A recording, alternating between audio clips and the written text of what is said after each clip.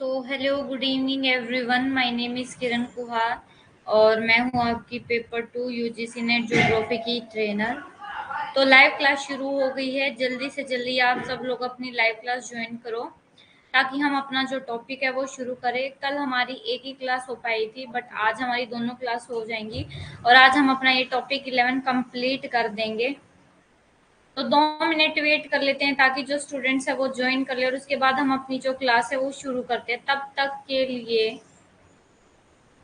मुझे ये बता दो कि क्या मेरी ऑडियो वीडियो ऑडिबल है आपको।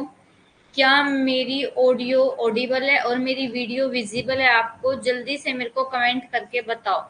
2 मिनट वेट करते हैं और उसके बाद अपनी जो क्लास है हम वो शुरू करते हैं।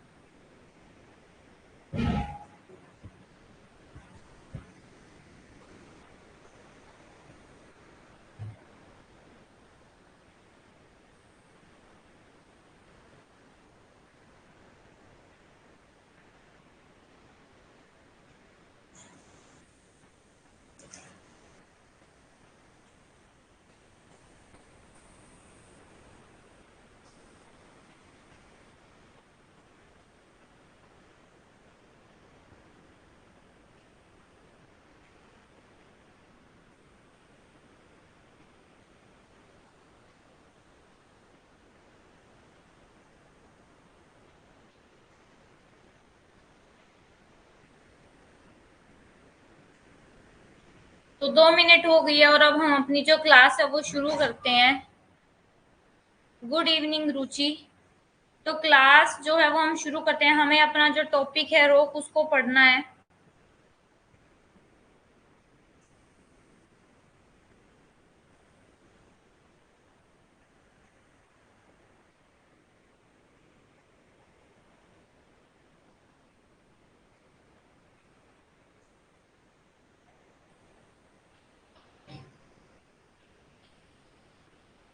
तो आज हम पढ़ेंगे क्लासिफिकेशन ऑफ रॉक। रॉक्स का क्लासिफिकेशन यानी कि हमारी जो चट्टाने हैं वो कितने टाइप की होती हैं। अब देखो ये कहते हैं जो हमारा अर्थ है, ये हमारी अर्थ है। इस अर्थ की ये जो क्रस्ट है, अपर वाला जो पार्ट है, इसको बहुत सारे ग्राउंड पर हमने डिवाइड किया है, यानी कि बहुत सारे लेवल के अकॉर्डिंग हमने डिवाइड किया है इस पे रॉक्स को। सबसे पहले है आपका मोड ऑफ फॉर्मेशन, यानी कि किस तरीके से वो बनी है। उसके बाद है फिजिकल एंड केमिकल प्रॉपर्टी, यानी कि उन रॉक्स की फिजिकल और केमिकल प्रॉपर्टी कैसी है, लोकेशन कैसी है। या फिर हाँ, अब हमें ये 3 तरीके से पढ़ना है। तो सबसे पहला है आपका classification on the basis of mode of formation. Mode of formation पे हमारी जो रॉक्स है उनको 3 जो ब्रॉड कैटेगरी है उसमें डिवाइड किया गया है। ठीक है, तो सबसे पहला है आपका इग्नियस रॉक। इग्नियस रॉक को हम हिंदी में बोलते हैं आग्नेय चट्टाने। ये कैसे फॉर्म होती हैं आइए देखते हैं, पहले डायग्राम के थ्रू समझते हैं। ये फॉर्म होती है आपकी,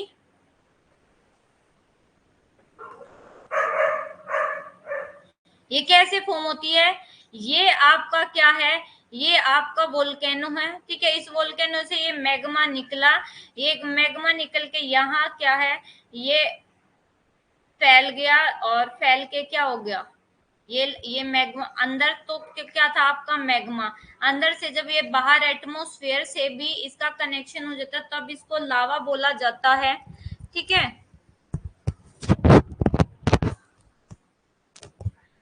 तब इसको क्या बोला जाता है, लावा बोला जाता है।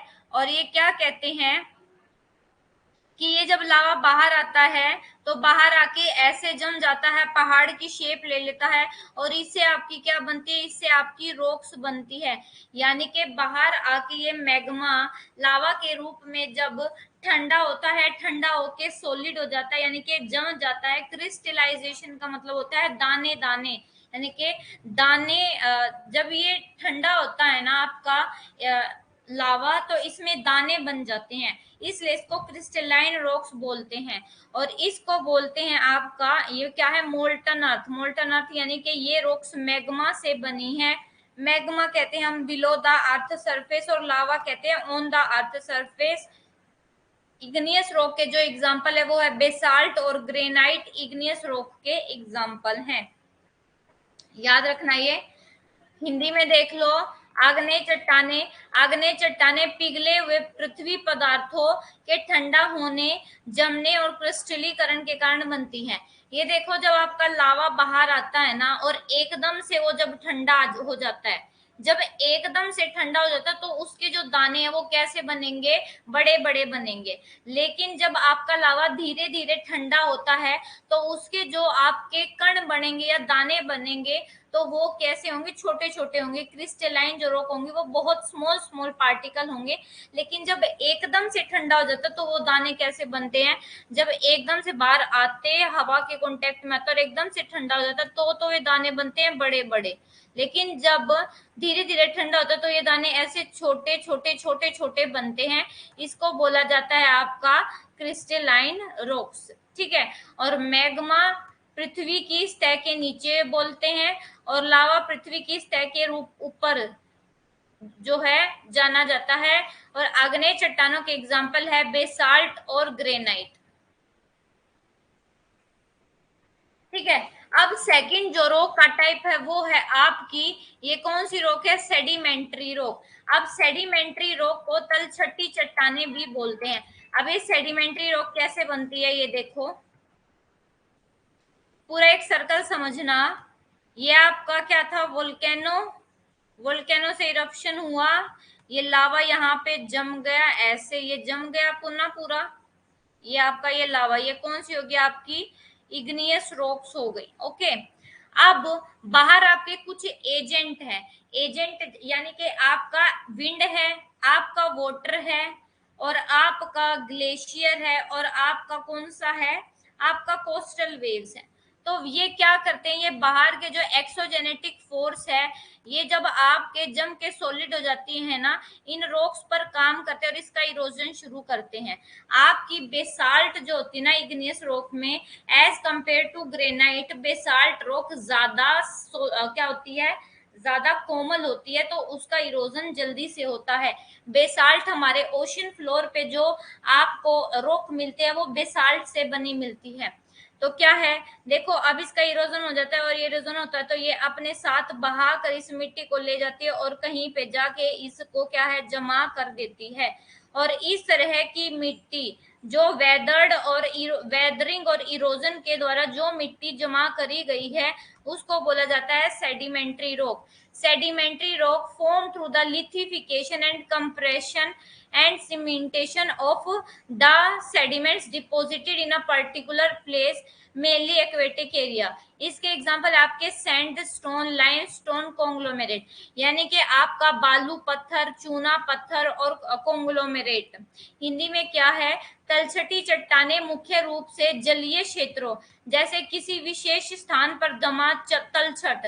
तलछट क्या होता है, ये सेडिमेंट, ये सेडिमेंट जब क्या होता है, ये सेडिमेंट जब डिपॉजिट होता है किसी भी जगह पे कंप्रेशन के थ्रू, लिथिफिकेशन या सीमेंटेशन के माध्यम से, ठीक है, यानी कि आपका इरोजन, वेदरिंग और डिपोजिशन के कारण जब हम एक पार्ट को या एक रॉक की सोइल को कहीं और जाके जमा कर देते हैं तो उसको बोला जाता है आपका सेडिमेंट्री रॉक। ये सेडिमेंट्री रॉक आपकी जैसे रिवर है, रिवर आपके देखो, रिवर पहाड़ी एरिया से शुरू होती है, पहाड़ी एरिया से फिर प्लेन एरिया में, और प्लेन एरिया में फिर जो आपका ये बे ऑफ बंगाल वहां पे चली जाती है। तो देखो पहाड़ी एरिया से ये पानी रॉक को काटते हुए इस मिट्टी को अपने साथ लेके आता है और आके यहाँ पे इस पानी में इकट्ठा कर देता है, तो इसको बोला जाता है आपका सेडिमेंट्री रॉक या अवसादी रॉक। और अब एक बात याद रखना, जो आपकी सेडिमेंट्री रॉक है उसमें फॉसिल मिलेंगे, लेकिन आपके जो वोल्केनिक रॉक है, वोल्केनिक रॉक है आपकी इग्नियस रॉक, उसमें आपके फॉसिल नहीं मिलेंगे। ठीक है, अब आपका है रूपांतरित चट्टाने, या जिसको हम इंग्लिश में बोलते हैं मेटामॉर्फिक। मेटामॉर्फिक रॉक कौन से होते हैं, जिनका रूप चेंज होता है। ये मेटामॉर्फिक रॉक बनती है जब हमारे इग्नियस रॉक और सेडिमेंट्री रॉक का रूप चेंज हो जाता है, उसको बोलते हैं रूपांतरित चट्टाने। ये रूप कैसे चेंज होगा? टेम्परेचर और प्रेशर में इंक्रीज होने की वजह से ये इग्नियस और आपकी सेडिमेंट्री रॉक का जो रूप है, कलर है, वो चेंज हो जाता है। ये देखिए, रूपांतरित चट्टाने आग्नेय या अवसादी चट्टानों के रूप या संरचना में परिवर्तन के कारण बनती है, बशर्ते कि पहले से मौजूद चट्टानों का कोई विघटन न हो। इसमें आपका जैसे आपका स्लेट है, क्वार्ट्जाइट है, संगमरमर है, ये एग्जांपल है आपके मेटामॉर्फिक रॉक्स के। अब देखो, ये टाइप ऑफ रॉक मैंने यहाँ पे दिखा रखी है। सबसे पहले आपका है इग्नियस रॉक। इग्नियस रॉक जो होती है वो थोड़ी हार्ड रॉक होती है। उसके बाद आपकी सेडिमेंट्री रॉक। सेडिमेंट्री रॉक को आप इरोजनल रॉक भी बोल सकते हो, इरोजिव रॉक या परतदार लेयर्ड रॉक भी बोल सकते हो। ठीक है, ये जो सेडिमेंट्री रॉक है ना, ये बहुत ही सॉफ्ट रॉक होते हैं, इसका इरोजन जल्दी से हो जाता है। और उसके बाद आपका मेटामॉर्फिक रॉक। मेटामॉर्फिक रॉक कौन सी होती है? जब इस सेडिमेंट्री और इग्नियस रॉक का जब रूप चेंज हो जाता है प्रेशर और टेम्परेचर में इंक्रीज होने की वजह से, यानी कि ये इग्नियस रॉक बन गई। अब इस इग्नियस और सेडिमेंट्री रॉक पर टेम्परेचर और प्रेशर और ज्यादा काम कर देता है ना, तो इसका रूप चेंज हो जाता है और उसकी वजह से आपकी एक रॉक बनती है जिसको बोला जाता है आपका मेटामॉर्फिक रॉक। ठीक है, अब इग्नियस रॉक पढ़ लेते हैं। ये कहते हैं कि the word igneous has been derived from a Latin word, जिसका मतलब है इग्नीज। एक सबसे पहले तो ये याद रखना कि ये इग्नियस वर्ड लिया कहाँ से गया है। इग्नियस वर्ड आपके लेटिन वर्ड इग्नीज से लिया गया है, जिसका मतलब होता है आपका फायर, आग। ये कहते हैं it does not mean that the origin of igneous rock is associated with fire in any way। देखो, इस इग्नियस वर्ड का मतलब है फायर, लेकिन इसका ये मतलब मत निकालना कि जो इग्नियस रॉक है वो आग से बनी है, नहीं। In fact, the igneous rocks are formed due to cooling, solidification, and crystallization of hot and molten material known as magma and lava। ये कहते हैं कि आपकी इग्नियस रॉक कब बनती है? इग्नियस रॉक बनती है जब इस वोल्केनो से ये हॉट और मैग्मा और लावा बाहर आके ठंडा होता है, ठंडा होके जम जाता है, तो इससे ये जो रॉक्स बनी है, इन रॉक्स को बोला जाता है इग्नियस रॉक। ठीक है, ये कहते हैं since the magma and lava are so hot that they look like red pieces of fire, but this is not the। ये कहते हैं देखो, आपका जो मैग्मा या लावा होता है वो बहुत ज्यादा गर्म होता है और इसलिए वो कैसा दिखता है? आपकी आग जैसा दिखता है। इसलिए इस इग्नियस रॉक का मतलब आपका यहाँ पे क्या है? इसलिए इस इग्नियस रॉक का मतलब है आपका फायर से। ठीक है, ये कहते हैं igneous rocks are also called as primary rocks। Underline कर लेना आप इस बात को कि इग्नियस रॉक को प्राइमरी रॉक्स क्यों बोला जाता है। आपसे ये असर्शन रीजन में क्वेश्चन आ सकता है कि इग्नियस रॉक को आपका प्राइमरी रॉक क्यों बोला जाता है? Because these were originated first of all the rocks. इसको देखो, एक बात सुन लो, चाहे आपकी सेडिमेंट्री रॉक हो चाहे आपकी मेटामॉर्फिक रॉक हो, ये दोनों रॉक बनी आपकी इग्नियस रॉक से। ठीक है, तो आपका इसलिए इसको प्राइमरी रॉक बोला गया क्योंकि जितनी भी रॉक बनी है, चाहे वो सेडिमेंट्री हो चाहे आपका मेटामॉर्फिक हो, उन सब में से सबसे पहले बनी है कौन सी? ये इग्नियस रॉक बनी है। इसलिए इग्नियस रॉक को प्राइमरी रॉक बोला गया because this were originated first of all. ये इसका असर्शन है कि इग्नियस रॉक को प्राइमरी रॉक बोला गया है। क्यों बोला गया? ये इसका रीजन है because these were originated first of all.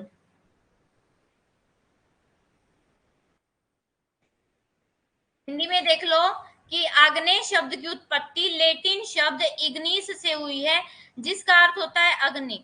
ये कहते हैं कि इसका मतलब यह नहीं है कि आग्नेय चट्टानों की उत्पत्ति किसी भी तरह से आग से जुड़ी है। वास्तव में आग्नेय चट्टाने मैग्मा और लावा नामक गर्म और पिघले पदार्थों के ठंडा होने, जमने और क्रिस्टलीकरण के कारण बनती है। ठीक है, और ये कहते हैं क्योंकि आपका मैग्मा और लावा इतना गर्म होता है कि वे आग के लाल टुकड़ों की तरह दिखते हैं, लेकिन ऐसा नहीं है कि इसका मतलब आग है। आग्नेय चट्टानों को प्राथमिक चट्टानें भी कहा जाता है। क्यों?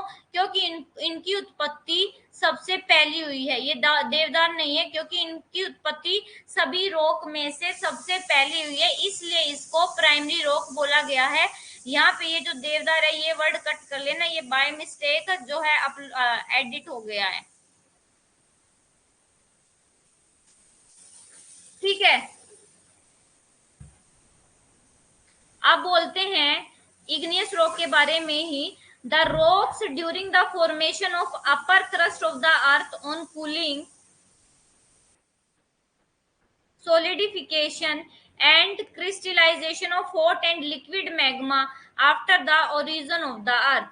ये कहते हैं कि पृथ्वी की उत्पत्ति के बाद गर्म और तरल मैग्मा के ठंडा होने, जमने और क्रिस्टलीकरण होने पर पृथ्वी की ऊपरी परत के दौरान निर्माण हुआ इन चट्टानों का। देखो, आपको ये बात तो याद रखनी ही पड़ेगी कि जो आपकी ये अर्थ है, अर्थ की क्रस्ट पर सबसे पहले जो आपकी उत्पत्ति हुई है इन मैग्मा और आपका जो लावा है, इस तरल यानी कि लिक्विड लावा और मैग्मा के ठंडा होने, उसके जमने और क्रिस्टलीकरण होने की वजह से ही आपकी पृथ्वी की सबसे ऊपरी जो परत है वो बनी है, इन चट्टानों की वजह से ही। और इस रॉक की वजह से ही आपकी दूसरी जो रॉक्स है वो बनी है।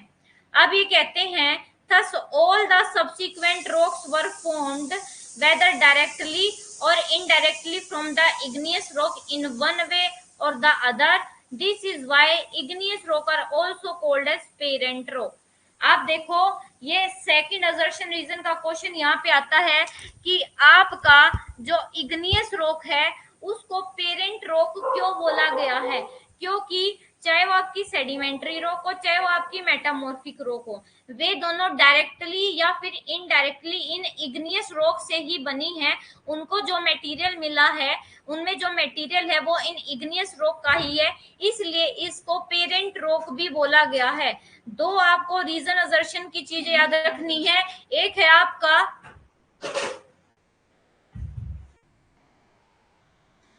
आपका प्राइमरी रॉक क्यों बोला जाता है इनको, और दूसरा है आपका कि इसको पेरेंट रॉक क्यों बोला गया है। तो प्राइमरी रॉक इसलिए बोला गया है क्योंकि ये अर्थ पे सभी रॉक्स में से सबसे पहले बने, इसलिए इसको प्राइमरी रॉक बोला गया है। पेरेंट रॉक क्यों बोला गया है? पेरेंट रॉक बोला गया है क्योंकि जितनी भी चट्टाने, चाहे वो सेडिमेंट्री है चाहे वो मेटामॉर्फिक है, वे डायरेक्टली और इनडायरेक्टली इसी से बनी है, इसलिए इसको पेरेंट रॉक बोला गया है। आप एक तरीके से बोल सकते हो इग्नियस रॉक है आपका पेरेंट्स, और इग्नियस रॉक के जो चाइल्ड हैं वो है आपके सेडिमेंट्री और मेटामॉर्फिक, यानी उसी के पार्ट हैं वो। ठीक है, ये कहते हैं कि ये बिलीव किया जाता है, it is believed that the igneous rock were formed during each period of the geological history of the earth and these are still being formed।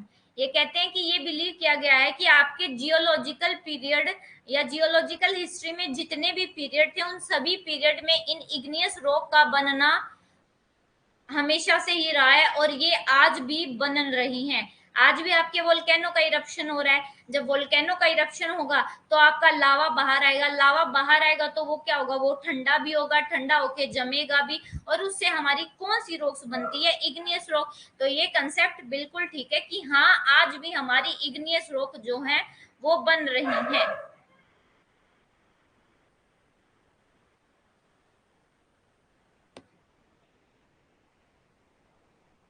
ठीक है, हिंदी में देख लो कि बाद की सभी चट्टानें प्रत्यक्ष या अप्रत्यक्ष रूप से किसी न किसी तरह से आग्नेय चट्टानों से बनी हैं, इसलिए आग्नेय चट्टानों को मूल चट्टानें बेस रॉक्स भी बोलते हैं। और ये माना जाता है कि पृथ्वी के भूगर्भिक इतिहास के प्रत्येक काल में आग्नेय चट्टानों का निर्माण हुआ है और अब भी हो रहा है। ये बोला गया है इग्नियस रॉक के बारे में। ठीक है, अब इग्नियस रॉक की कैरेक्टरिस्टिक याद रखना, इन कैरेक्टरिस्टिक से आपके क्वेश्चन आ जाते हैं। सबसे पहली जो कैरेक्टरिस्टिक है वो ये है कि इग्नियस रॉक आर रफली hard rock and water percolates with great difficulty. First point आप यहां तक लगा लेना अपना, कि पहला पॉइंट यही दिया गया कि जो आपकी इग्नियस रॉक है ना वो बहुत ज्यादा हार्ड रॉक है और इनमें जो वाटर पेनिट्रेट कर पाता है, यानी कि पानी बहुत मुश्किल से इसके अंदर घुस पाता है और इसलिए इग्नियस रॉक का इरोजन भी बहुत कम हो पाता है। हाँ, इरोजन कैसे कहां से हो सकता है? जॉइंट्स के थ्रू, जहां पे दो रॉक्स का जो जॉइंट्स है वहां से जो है इरोजन हो सकता है। सिर्फ वहीं से ये क्या है, थोड़ी ये ऐसा स्ट्रक्चर प्रोवाइड करती है कि ये आप वहां से आपका पानी घुस सकता है। उसके बाद बोलते हैं sometimes the rocks become so soft due to their exposure to environmental condition for longer duration that they can easily dug out by a spade। ये कहते हैं कि कभी कभी आपकी जो इग्नियस रॉक है ना वो एनवायरमेंट के साथ जब इसका एक्सपोजर हो जाता है, यानी कि ये आपका बाहर है, पहले इसके आपकी इसके ऊपर कोई और लेयर थी लेकिन इस ऊपर वाली लेयर का क्या हो जाता है, रिमूवल हो जाता है इरोजन के कारण। अब आपकी नीचे की ये लेयर दिखती है किसकी? इग्नियस रॉक की। तो ये इग्नियस रॉक जब आपके एक्सोजेनेटिक प्रोसेस यानी कि आपका विंड, आपका एयर, आपके वाटर के कांटेक्ट में आ जाती है तो तब ये क्या हो जाती है, थोड़ी सॉफ्ट पड़ जाती है और इसकी वजह से ये इजीली इसका क्या हो जाता है, ये डग आउट यानी कि ये रिमूव हो जाती है। और इस तरीके की जो आपकी सॉफ्ट जो इग्नियस रॉक है उसका एग्जांपल है आपका बेसाल्ट, जबकि ग्रेनाइट आपकी हार्ड इग्नियस रॉक है। सेकेंड पॉइंट है रॉक्स आर ग्रेनुलर और crystalline rocks but they are much variation in the size. ये कहते हैं आपकी जो रॉक्स है वो कैसी हैं, हिंदी में देख लो, चट्टाने दानेदार हैं और क्रिस्टल ये भी दानेदार ही होती हैं, यानी कि चट्टाने आपकी दानेदार और क्रिस्टल हैं लेकिन आकार में इनमें सब में बहुत ज्यादा वेरिएशन भिन्नता देखने को मिलती है। Second point. अब थर्ड पॉइंट है, अब इनके साइज में वेरिएशन होता है, इनके टेक्सचर में यानी कि ग्रेन, ये जो दाने होते हैं ना इनके अंदर जो मैग्मा के ठंडा होने की वजह से बनते हैं, तो ये जो दाने होते हैं इसका भी जो शेप है, साइज है वो अलग होता है क्योंकि ये प्रॉपर्टी किस पे डिपेंड करती है, the rate and place of cooling and solidification of magma और लावा। यानी कि जिस रेट से आपका जो मैग्मा है वो सॉलिड और कूल हुआ होगा उस रेट, जिस रेट से, यानी कि अगर आपका जो मैग्मा है वो बहुत धीरे धीरे ठंडा हुआ है, बहुत धीरे धीरे ठंडा होगा तो इसके ये जो दाने हैं वो छोटे छोटे बनेंगे, लेकिन एकदम से बाहर आते ही ठंडा हो गया तो इसके दाने बड़े बड़े बनेंगे। तो ये जो ग्रेन का साइज है, दानों का साइज है, ये डिपेंड करता है कि आपका मैग्मा कितनी लेट ठंडा हुआ है या कितनी जल्दी ठंडा हुआ है।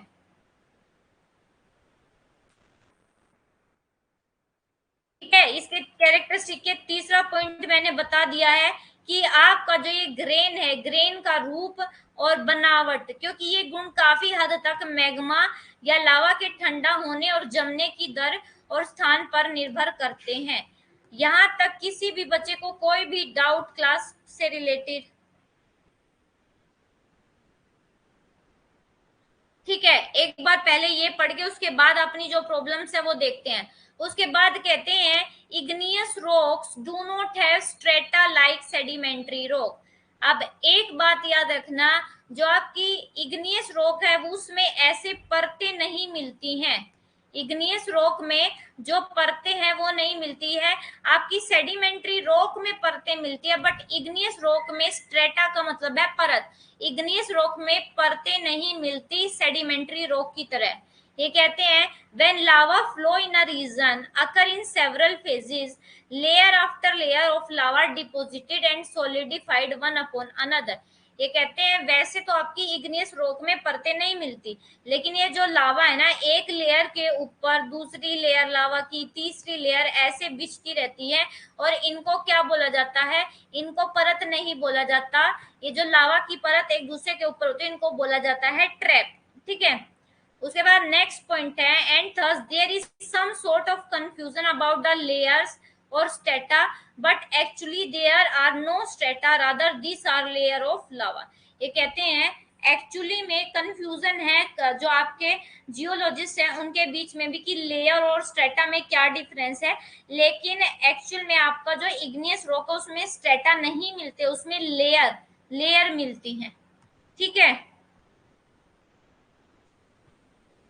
हिंदी में देख लो कि जो आग्नेय चट्टानों में तलछटी चट्टानों की तरह स्तर नहीं होते।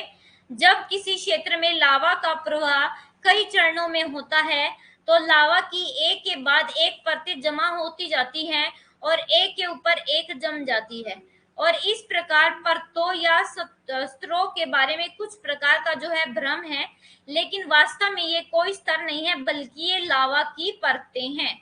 ठीक है, ये है आपका इग्नियस रॉक। उसके बाद इग्नियस रॉक के बारे में ये अगली कैरेक्टरिस्टिक है कि since water does not penetrate the rock easily, कि जो पानी है ना इग्नियस रॉक में पानी इजीली नहीं घुस पाता, नहीं पेनिट्रेट कर पाता, और इसलिए आपकी जो इग्नियस रॉक है वो लेस अफेक्टेड है केमिकल वेदरिंग से। इसलिए आपकी जो इग्नियस रॉक है, इग्नियस रॉक की केमिकल वेदरिंग कम होगी। अब एक डिफरेंस यहाँ से समझ लेना, आपकी वेदरिंग दो तरीके की होती है, वैसे तो तीन तरीके की होती है बट अभी यहाँ पे दो समझो, केमिकल वेदरिंग और फिजिकल वेदरिंग।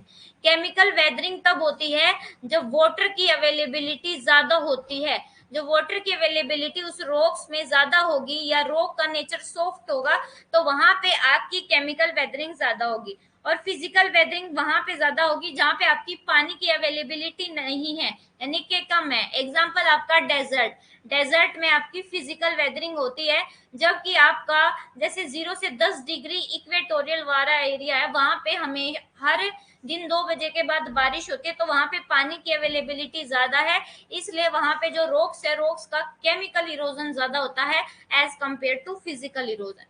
ठीक है, ये कहते हैं लेकिन जो आपकी बेसाल्ट है, basalt are very easily weathered and eroded away when they come in constant touch with water.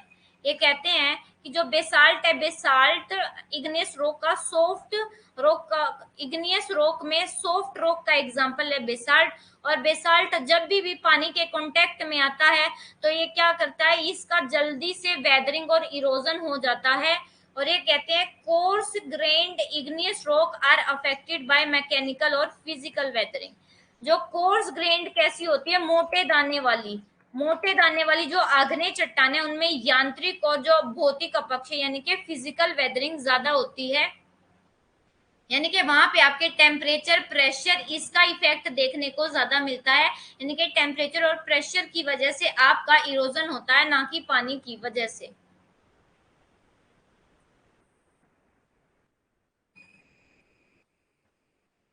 ठीक है, ये कहते हैं आप देखो igneous rock do not contain fossil.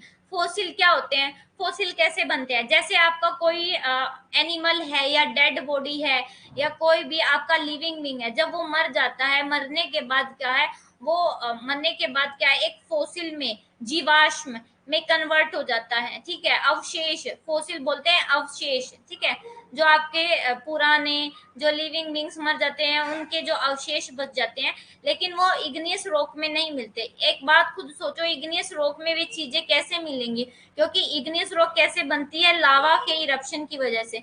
वो लावा इतना गर्म होता है कि उसमें कोई फोसिल नहीं बच पाता। अगर हम लावा, अगर जहाँ पे भी हम मान लो एक सर्वे करने जाएं और वहां पे देखे कि लावा है, लावा बेलारूस लावा की नदी में अगर मैं एक केले का छिलका भी फेंक दूं ना तो वो भी नहीं बचेगा उसमें, वो भी भस्म हो जाएगा, बिल्कुल जल जाएगा। एक अगर हमारे ऊपर एक छोटा सा भी तिनका गिर जाता है ना उस लावा का, तो हम उसी समय हम जल जाएंगे बिल्कुल, वो हमारा हाथ बिल्कुल खत्म हो जाएगा। क्यों?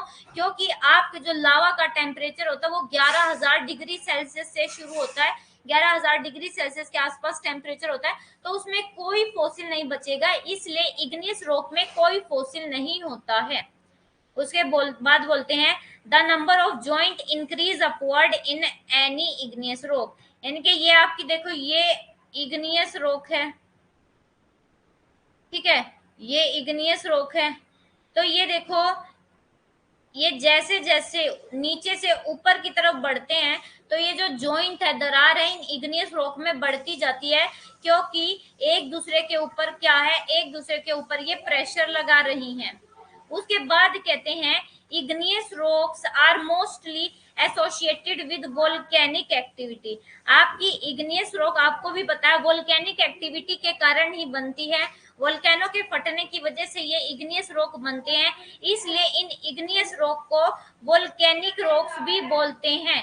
ये आपके लिए इम्पोर्टेंट बातें हैं, ये आपको याद रखनी है कि आग्नेय चट्टानों में, एक मिनट, आग्नेय चट्टानों में जीवाश्म नहीं होते हैं।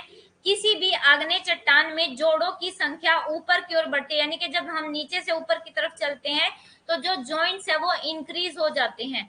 और कहते हैं आग्नेय चट्टानें अधिकतर ज्वालामुखीय गतिविधियों से जुड़ी होती है, इसलिए इन्हें आग्नेय चट्टानें भी कहा जाता है, या फिर इन्हें ज्वालामुखीय चट्टानों के रूप में भी इन्हें जाने जाता है। ये वोल्केनिक एक्टिविटी यानी कि ज्वालामुखी गतिविधि से जुड़ी होती है, इसलिए इनको ज्वालामुखी चट्टानों के रूप में या चट्टानों के नाम से भी जाना जाता है।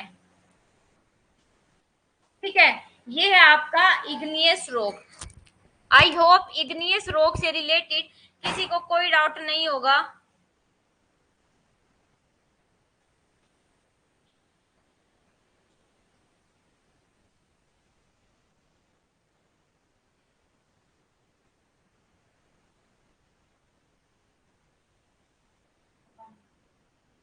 मैम मेरी क्लास क्यों हो रही है ज्वाइन हर बार, आज भी 15 मिनट?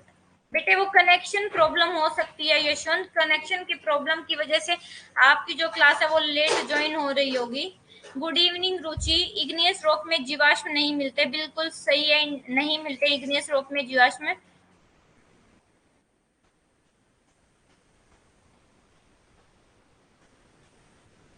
ये क्या लिखा है आपने सविता, इंडिया का? हाँ, इंडिया का जो प्रायद्वीप है यानी कि पेनिनसुलर रीजन, हाँ जी बिल्कुल, जो पेनिनसुलर रीजन है इंडिया का वो बना है आपका, जो लावा है, लावा के इरप्शन की वजह से बना है, यानी कि आपके इग्नियस रॉक से बना हुआ है। और वे वहां की जो चट्टान है वो बहुत ज्यादा स्ट्रॉन्ग है, इसलिए वहां पे आपके भूकंप भी कम आते हैं।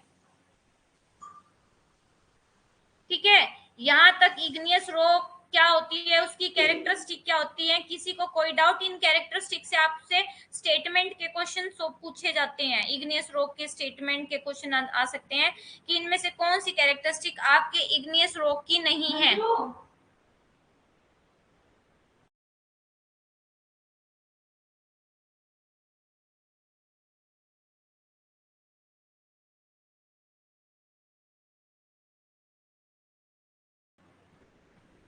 इग्नियस रॉक के जो टाइप्स हैं वो पढ़ते हैं हम।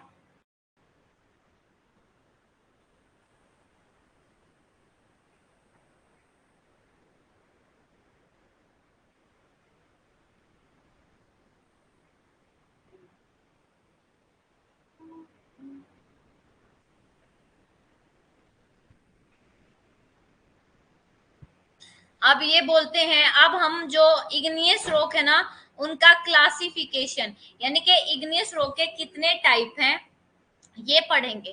तो ये कहते हैं कि there are worst variation in igneous rock. देखो जो आपकी इग्नियस रॉक है ना उसमें बहुत ज्यादा वेरिएशन देखने को मिलते हैं आपके, कैसे? केमिकल मिनरलोजिकल कैरेक्टरिस्टिक में, यानी कि आपकी जो इग्नियस रॉक है कहीं पे आपकी इग्नियस रॉक में कोई केमिकल या मिनरल अलग मिल सकता है, उसके बेस पे इग्नियस रॉक का क्लासिफिकेशन किया जा सकता है। उसके जो दानेदार होते हैं, दाने होते हैं, क्रिस्टलाइन रॉक्स होती हैं, ग्रेन का साइज होता है, उसके बेस पे भी आपके इग्नियस रॉक के टाइप हैं। उनका ओरिजिन कैसे होता है, इसके बेस पे टेक्सचर कैसा है, ये सब के बेस पे इग्नियस रॉक का जो है क्लासिफिकेशन किया हुआ है। तो सबसे पहले है the most traditional method of classification of igneous rock is based on the amount of silica, यानी कि सबसे जो पुराना मेथड है इग्नियस रॉक को क्लासिफाई करने का वो है कि इग्नियस रॉक में सिलिका की मात्रा कितनी है। तो इस सिलिका की अमाउंट के बेस पे इग्नियस रॉक के दो टाइप है जो मैं आपको ऑलरेडी बता चुकी हूँ। एक है आपका एसिड इग्नियस रॉक और एक है आपका basic igneous rock. Acid igneous rock कौन सी होती है? जिसमें सिलिका की मात्रा ज्यादा होती है, जैसे एग्जांपल है आपका ग्रेनाइट। और बेसिक इग्नियस रॉक कौन सी होती है? जिसमें सिलिका की मात्रा कम होती है, एग्जांपल आपका गैब्रो। और ये पॉइंट आउट किया जाता है कि जो सिलिका का कंटेंट है, that silica content is not a measure of acidity. ये कहते हैं कि जो सिलिका है, सिलिका का कंटेंट ज्यादा कम होने से हम उसकी एसिडिटी का पता नहीं लगा सकते हैं। ठीक है, तो ये देखो, आपका सबसे पहले है अधिक सिलिका वाली या अम्लीय आग्नेय चट्टाने जैसे ग्रेनाइट। आपकी अम्लीय आग्नेय चट्टाने कौन सी होती है? जिसमें सिलिका की मात्रा ज्यादा है, जैसे ग्रेनाइट। और बुनियादी आग्नेय चट्टाने कौन सी हैं? जिनमें सिलिका की मात्रा क्या होती है? कम होती है, जैसे आपका गैब्रो। ठीक है, और ये बताया जा सकता है कि सिलिका सामग्री अम्लता का माप नहीं है। यानी कि सिलिका के कंटेंट से हम ये नहीं देख सकते कि आपकी इसमें एसिडिटी ज्यादा है या कम, वो हम उसका मेजर करने का फैक्टर अलग होता है। अब एक है आपका mafic igneous rock, ultra mafic igneous rock, और आपका है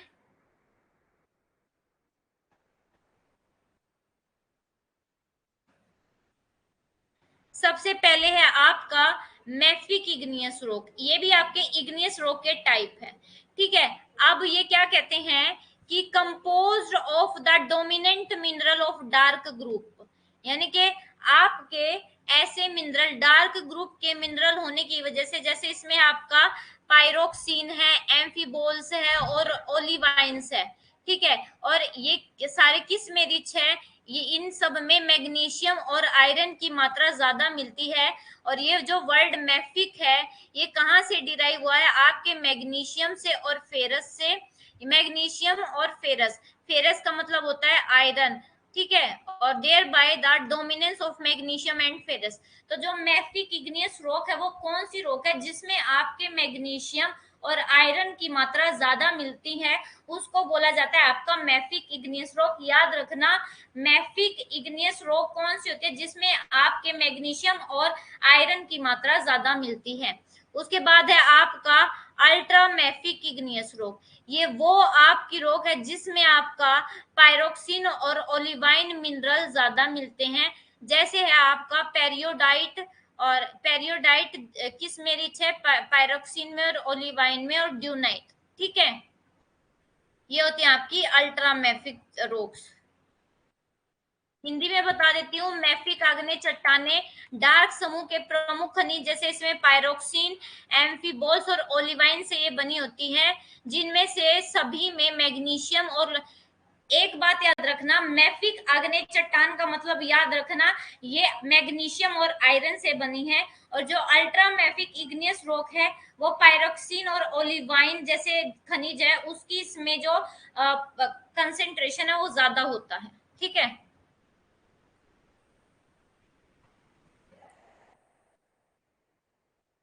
अब देखो ग्रेन साइज के बेस पे, यानी कि ये जो दाने हैं ना, इन दानों के बेस पे, यानी कि आपका जो मैग्मा है, मैग्मा कितनी जल्दी ठंडा हुआ, कितना लेट ठंडा हुआ है, उसके बेस पे आपके दाने का साइज है। सबसे पहले है आपका, एक मिनट,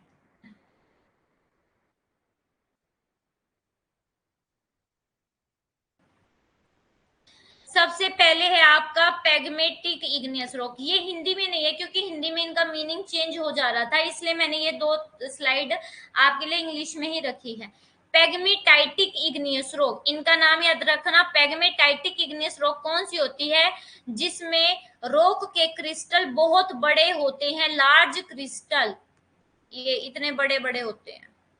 ठीक है, एग्जाम्पल ग्रेनाइट। और जैसे ही अब हम एक से फिफ्थ की तरफ चलेंगे, तो सबसे छोटा जो है साइज होता जाएगा बड़े से छोटा। तो ये ऐसी ऑर्डर में याद कर लेना, डिसेंडिंग ऑर्डर में, यानी कि बड़े से छोटा। सबसे पहला है पैगमेटाइटिक।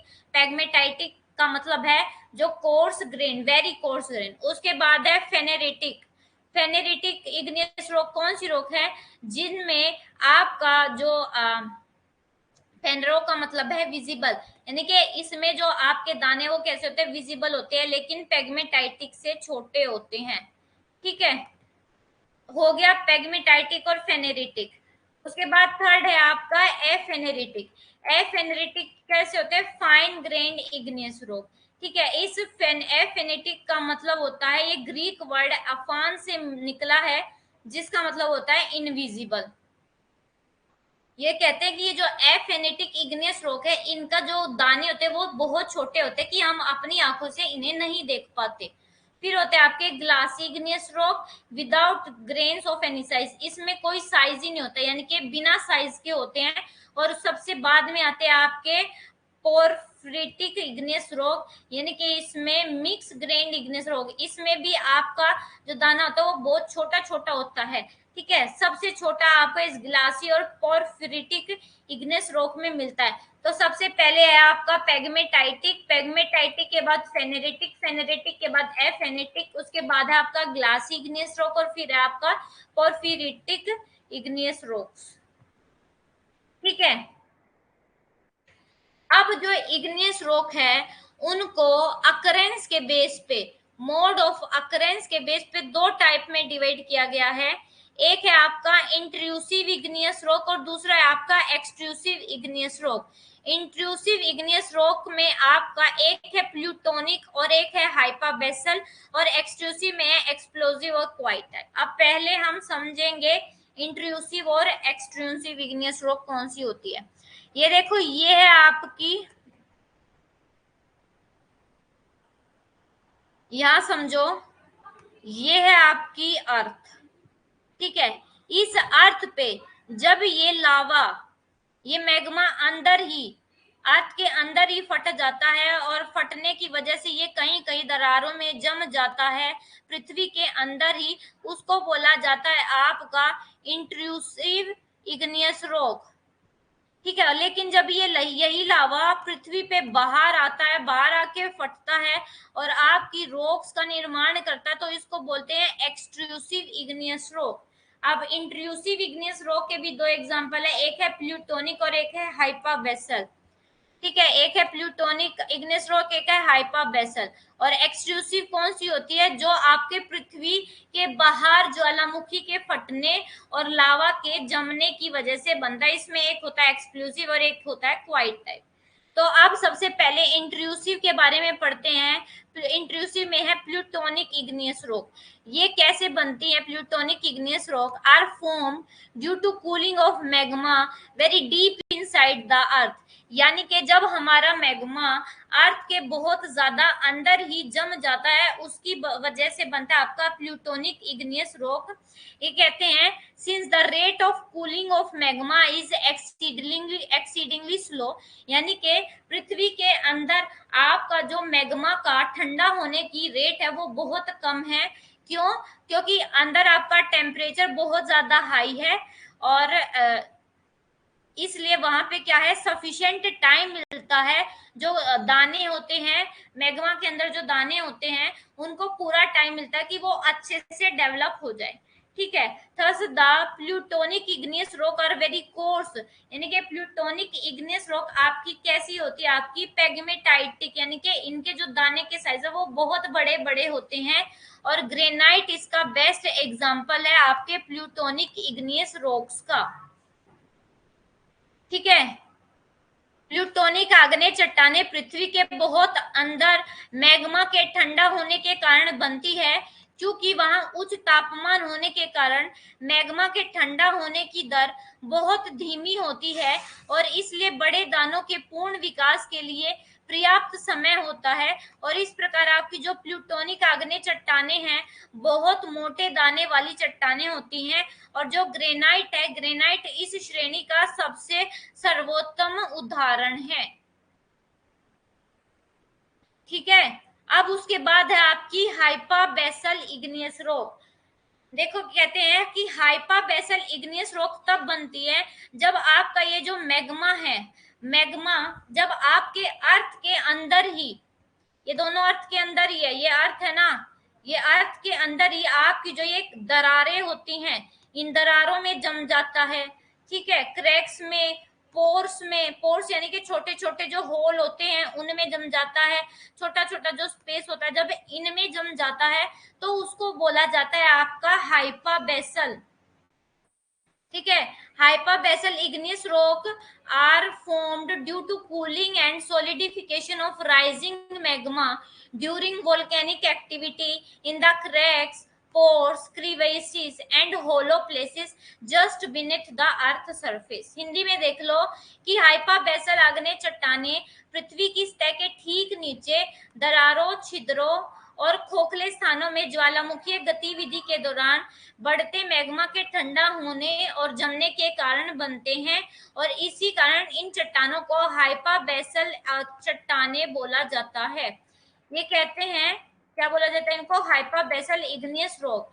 ये कहते हैं कि ये जो मैग्मा है ना, ये मैग्मा सॉलिड हो जाता है बहुत अलग अलग फॉर्म में, जैसे आपका बेथोलिथ, लेकोलिथ, फेकोलिथ, लोपोलिथ, सिल, डाइक। ये अभी मैं आपको बताऊंगी लास्ट में, सबसे लास्ट में जो आपका ये वोल्केनो के इरप्शन की वजह से कौन कौन से लैंड फॉर्म बनते हैं। एक होते हैं इंट्रूसिव लैंड फॉर्म और एक होते हैं एक्सट्रूसिव लैंड फॉर्म, वो बताऊंगी। ये इंट्रूसिव लैंड फॉर्म है यानी कि जो अर्थ के अंदर बनते हैं। ठीक है, उसके बाद होते हैं, ये रिमेंबर है that this should not be taken as the type of igneous rock. ये इग्नियस रॉक के टाइप नहीं है। कौन से? ये बेथोलिथ, लेकोलिथ, ये शेप है, लैंड फॉर्म बनती है आपके इग्नियस रॉक की वजह से, मैग्मा के सॉलिड होने की वजह से ये कुछ लैंड फॉर्म बनते हैं। ठीक है, अब आपका है extrusive igneous rock. Extensive igneous rocks कौन सी होती है?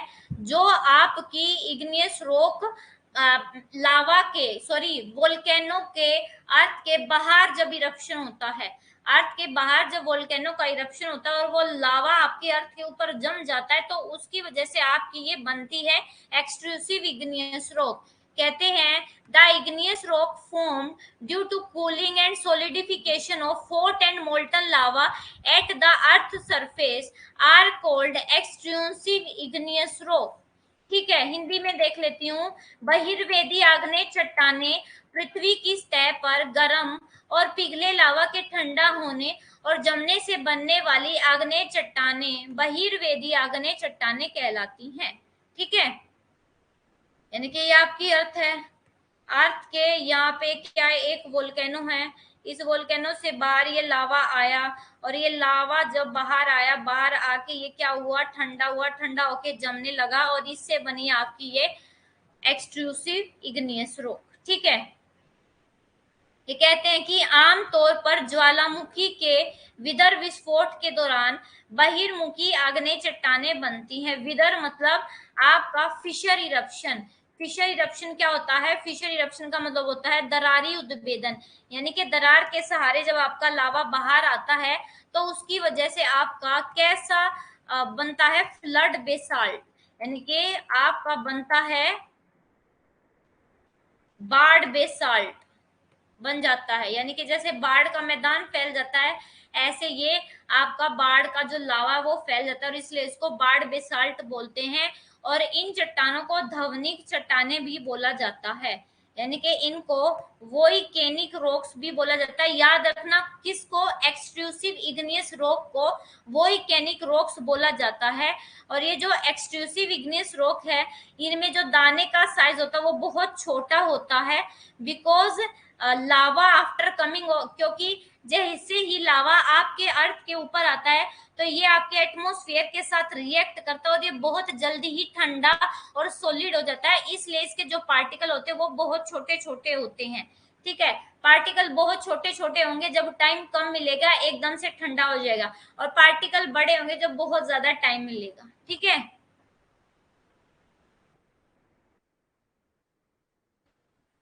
कहते हैं कि बहिर्वेदी आग्नेय चट्टाने आमतौर पर महीन दाने वाली या कांच जैसी बेसाल्ट होती है क्योंकि लावा पृथ्वी की सतह पर आने के बाद जल्दी से ठंडा और ठोस हो जाता है। ठीक है, अब है due to comparatively extremely low temperature of the atmosphere and thus there is no enough time for development of grain or crystals।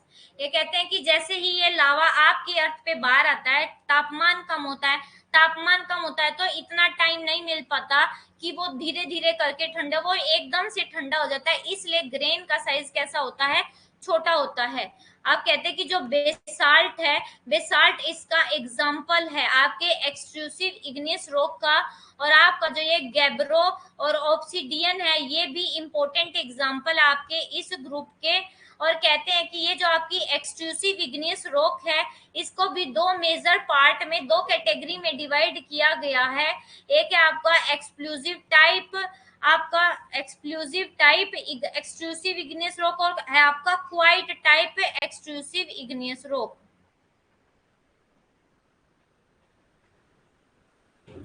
Hindi में देख लो कि वातावरण का तापमान तुलनात्मक रूप से बहुत कम होने के कारण ये जो ग्रेन या क्रिस्टल के विकास के लिए पर्याप्त समय नहीं मिल पाता है। और बेसाल्ट बहिर्वेदी आग्नेय चट्टानों का सबसे महत्वपूर्ण प्रतिनिधि उदाहरण है, और आपका गैब्रो और ऑब्सिडियन भी इस समूह के जो है महत्वपूर्ण उदाहरण है।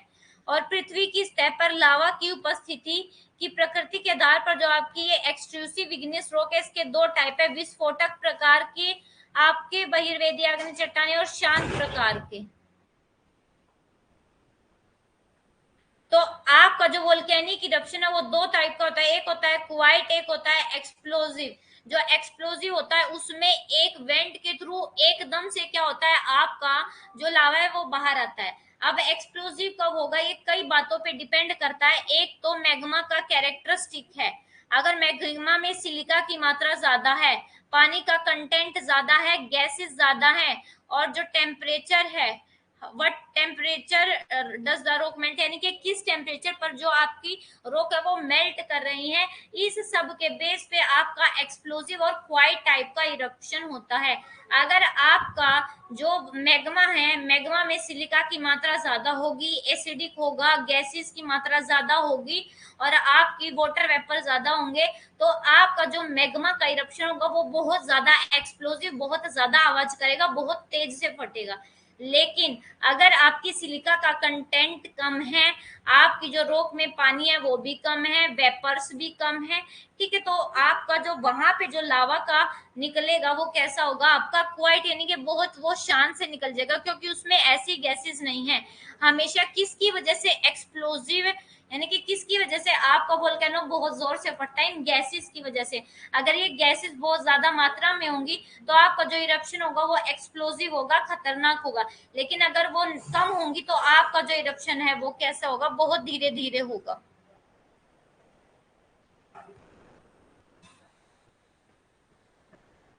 ठीक है, अब है आपका एक्सप्लोजिव टाइप इग्नियस रॉक। ये क्या, एक मिनट,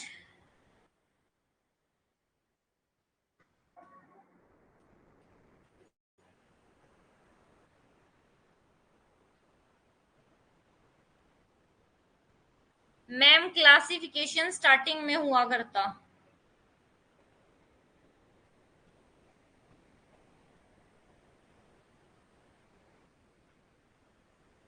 सविता वो हिंदी मीनिंग चेंज हो रहा था, इसलिए मैंने वे जो बस आपकी वो दाने का साइज है ना, उस दाने के साइज के अकॉर्डिंग मैंने वो हिंदी में वो स्लाइड नहीं लगाई, बाकी आपका हिंदी में और इंग्लिश में दोनों है।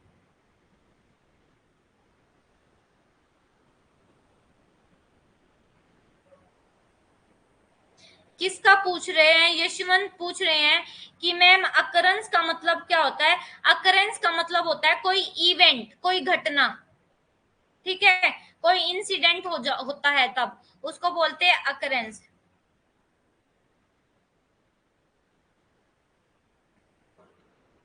कोई बात नहीं बेटे, मैंने फिर से बता दिया, अकरेंस का मतलब होता है आपका इवेंट या कोई इंसिडेंट। आप पूछ रहे हो कि रुचि और सविता पूछ रहे हैं हेडिंग हिंदी में नहीं है क्या। जो आपकी हिंदी में स्लाइड है उनमें हेडिंग हिंदी में ही है, लेकिन आपकी दो स्लाइड आपकी इंग्लिश में है, क्योंकि उनके मीनिंग चेंज हो रहे थे, फिर आप पेपर में गलत कर देते, इसलिए मैंने वो इंग्लिश में लगाई है बेटे। आ रहा है समझ में?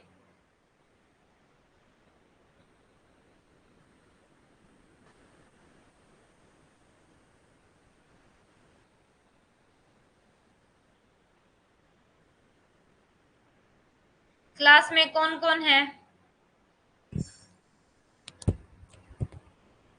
सविता, शगुफ्ता, यशवंत, रुचि, रोमांशी, अभिषेक।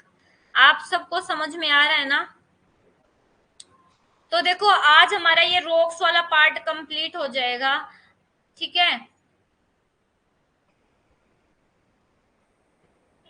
आप पढ़ लेते हैं ये एक्सप्लोजिव टाइप और आपका क्वाइट टाइप।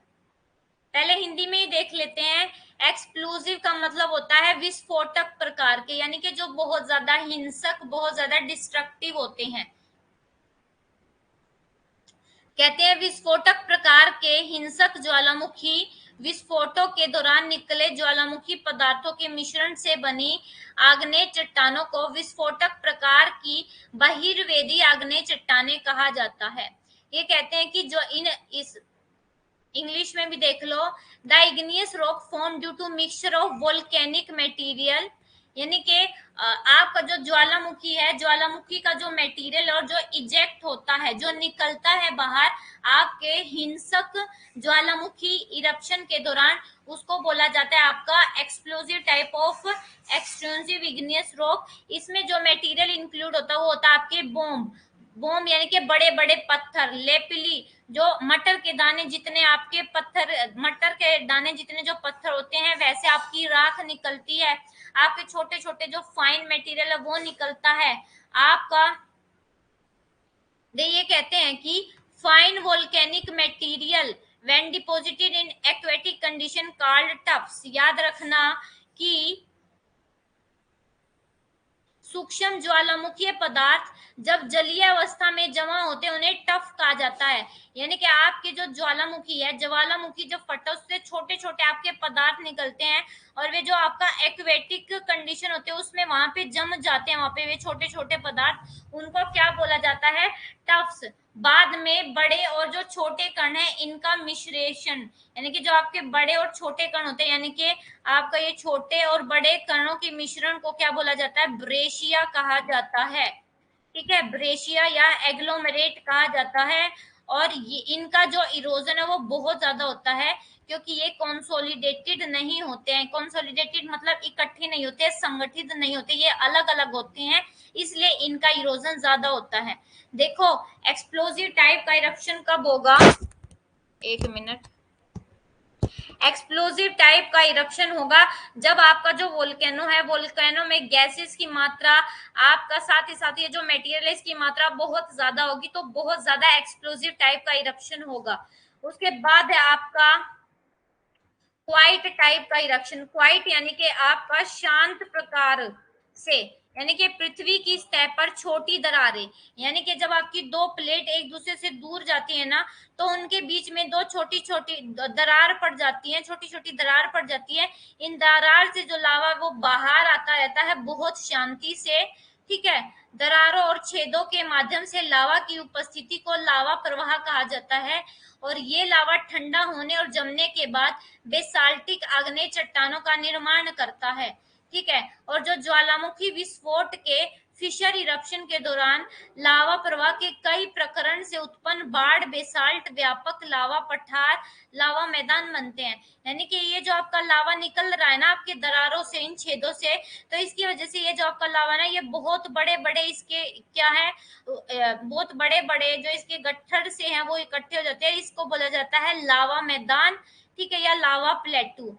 और जिसमें बेसाल्ट की कई परतें एक के ऊपर एक जमा होती है, जैसे आपका सबसे पहले ये, इसके बाद ये, इसके बाद ये, इसके बाद ये। ठीक है, ऐसे एक लेयर लेयर में इकट्ठे हो जाते हैं, तो इसको बोला जाता है आपका लावा मैदान। लावा मैदान यानी कि सबसे पहले ये जब एक एक आपकी परत, फिर दूसरी, फिर तीसरी, फिर आपकी चौथी, फिर पांचवी, तो इसको बोला जाता है लावा मैदान जिसमें बेसाल्ट की कई परतें होती हैं। ठीक है,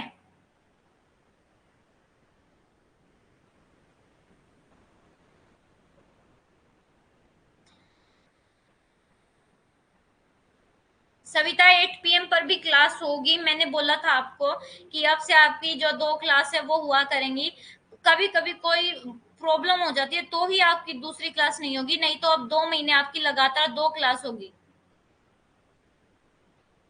प्लेट्यू भी बनते हैं इनसे, यशवंत बिल्कुल प्लेट्यू बनते हैं। आपका जो इंडियन प्लेट्यू है, पेनिनसुलर प्लेट्यू कैसे बना है? पेनिनसुलर प्लेट्यू, वहां पे पहले ये जो इंडिया है, इंडियन प्लेट अफ्रीका के साथ जुड़ी हुई थी और क्रिटेशियस पीरियड में अफ्रीका और इंडियन प्लेट अलग हो गए थे।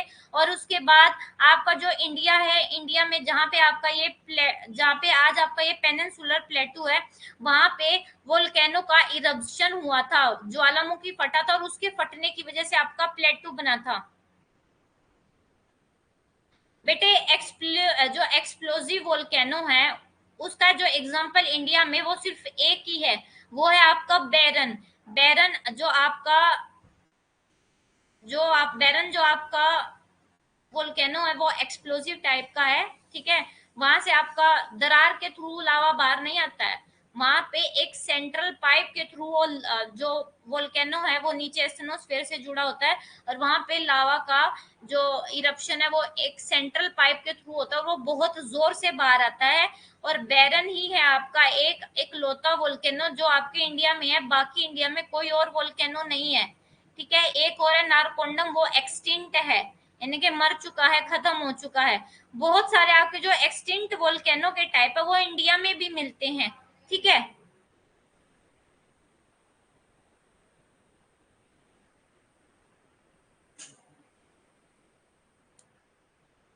तो अब मिलते हैं, हमारा ये जो टॉपिक है ये खत्म नहीं हुआ, अब हम नेक्स्ट क्लास में इसको यहीं से कवर करेंगे। तो मिलते हैं नेक्स्ट क्लास में, तब तक के लिए अपने डाउट को जो है डाउट अपने रखना, अपने डाउट को नोट करके रखना और मेरे से नेक्स्ट क्लास में पूछ लेना, ठीक है।